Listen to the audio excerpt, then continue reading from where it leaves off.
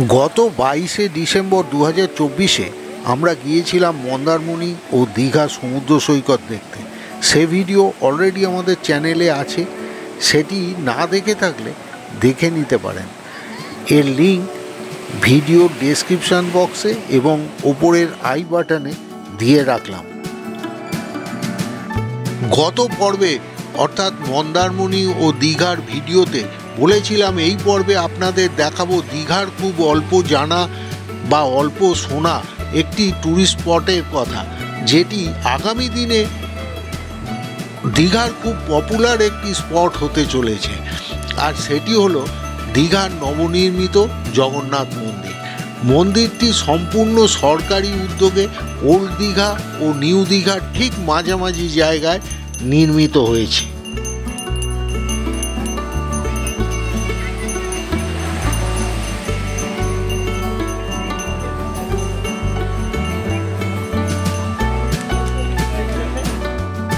জগন্নাথ মন্দিরের সাইনবোর্ড বসে গেছে রাস্তার ধারে, সামনেই দেখা যাচ্ছে মন্দিরের প্রবেশদ্বার, বেশ বড় সড়ো। আর ডান দিকে যে রাস্তাটা দেখতে পাচ্ছেন, এই দিকটা সামনে সোজা দিকে গেলেই ওল্ড দীঘা, আর আমার ঠিক পিছন দিকটা সেটা নিউ দীঘার দিক।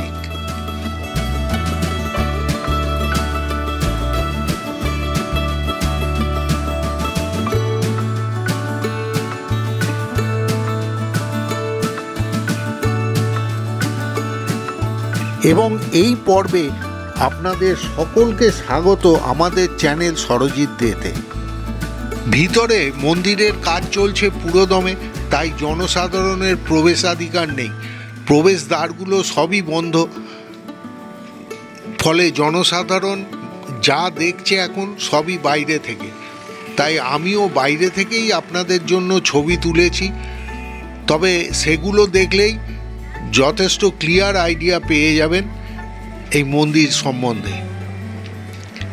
আর সেই ছবিগুলো আপনারা দেখতে থাকুন, আর তার সঙ্গে সঙ্গে আপনাদের এই মন্দির সংক্রান্ত যে সমস্ত তথ্য জোগাড় করেছি সেগুলোই আপনাদের জানাতে থাকি আমি।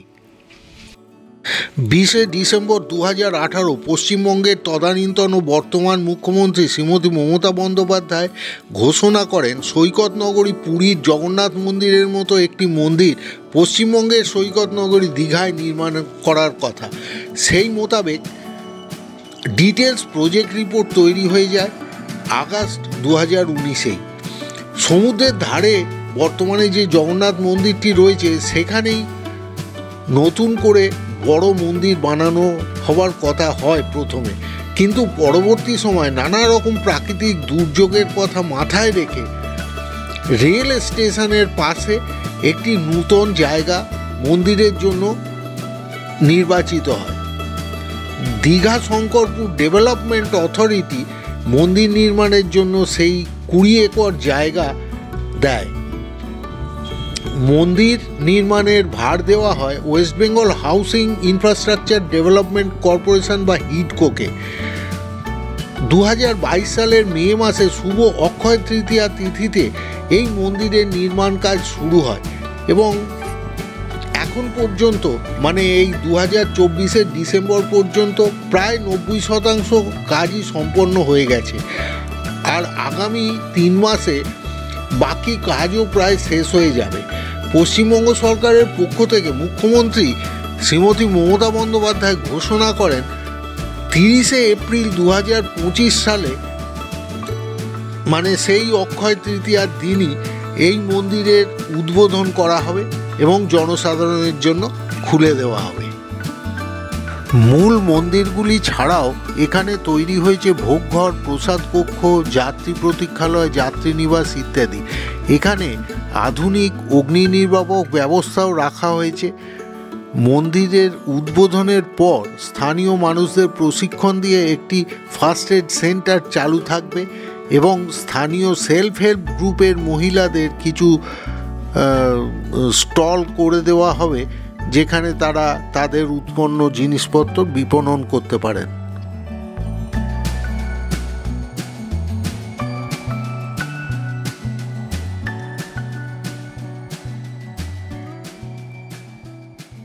এবছর অর্থাৎ 2025 সাল থেকে এ মন্দিরে রথযাত্রাও শুরু হবে। 3টি রথ নির্মাণ হয়ে গেছে। প্রধান প্রবেশদ্বারের সোজা বেশ কিছুটা ভেতরে সেগুলো রাখা রয়েছে তাদের নির্দিষ্ট জায়গায়। আর মূল প্রবেশ পথের ডান দিকে বেশ কয়েক সার বাতিস্তম্ভ বানানো হয়েছে।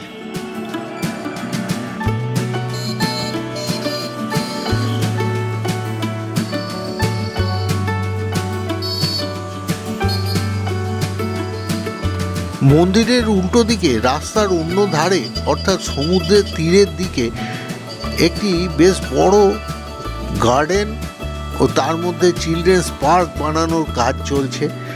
আর এই গার্ডেনের সামনে রাস্তার ফুটপাতের ধার বরাবর একটি স্বল্প গভীরতার পরিখাও বানানো হচ্ছে এখানে সৌন্দর্যায়নের জন্য। গার্ডেনের গেট বসে গেছে, কিন্তু দুদিকের ফেন্সিং যেহেতু লাগানো হয়নি তাই প্রবেশ অবাধ। এখন আমিও ঢুকে পড়লাম ভেতরে। কিছু মানুষজন রয়েছেন,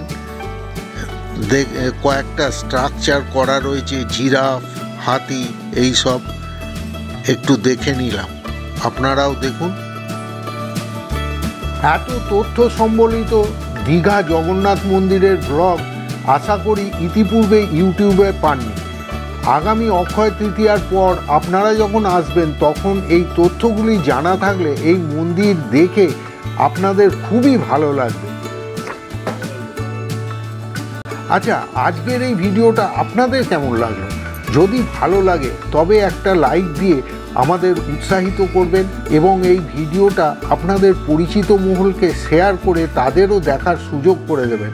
এই জাতীয় তথ্য সম্বলিত ভ্রমণমূলক ভিডিও আমরা আমাদের চ্যানেলে প্রায়ই নিয়ে আসি। তার নোটিফিকেশান সবার আগে পেতে আমাদের চ্যানেলটি সাবস্ক্রাইব করে পাশে থাকা বেল আইকনটির অল বাটনটি একবার প্রেস করে রাখবেন।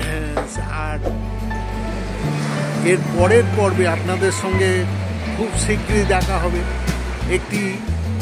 আরেকটি বিচিত্র ভিডিও নিয়ে, একটি সরকারি মেলার ভিডিও। যাই হোক, সেটাও পরে আসছে, খুব তাড়াতাড়ি আসছে।